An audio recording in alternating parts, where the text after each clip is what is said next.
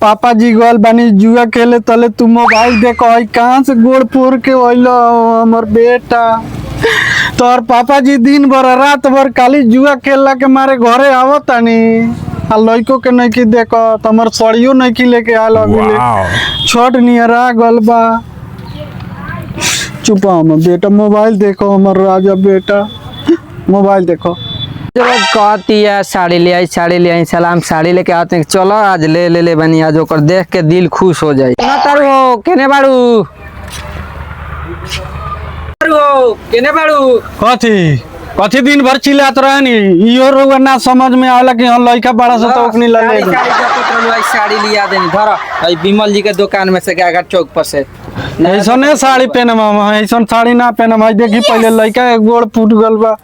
ओही बेरा में हमरा के परेशान कइले बा लइका हम खाली बहाना मारत रहे। चलो ना तो अपने पसंद से साड़ी किने लइका के दावा करा दिए चांसी जी के दुकान में ले चली हम चलतन चल बेटा चलो जल्दी से चलो तो गाड़ी पर बैठो चलो जल्दी चली का दारू यार फंस जाता गाड़ी के का करे आगे पी ले बानी ना ना हां होगा निकाली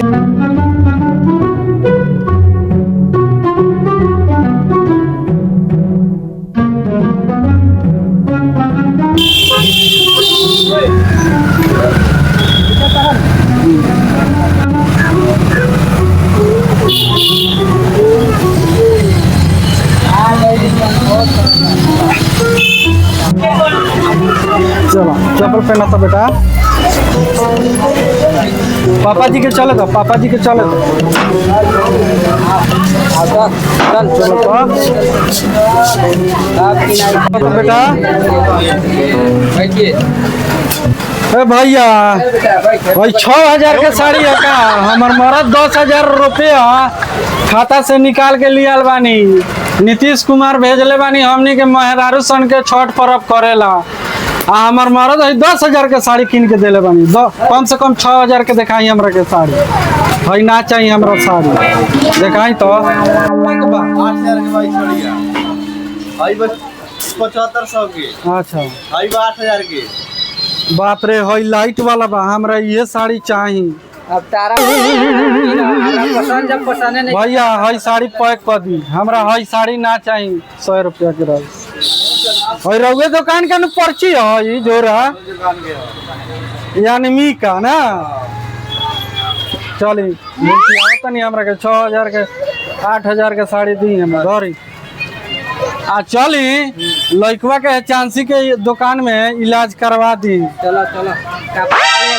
चलो पैसा दे दियो रउआ समझी हम ले लेंगे। चलो बेटा अभी तहार घाव चेक करा के बाद चलो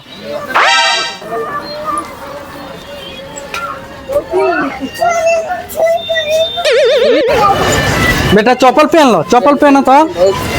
चलो अब चांसी में ले चल के तारा के चेक करा के असली दिवा दे दवा दिवा देते चलो चलो बेटा।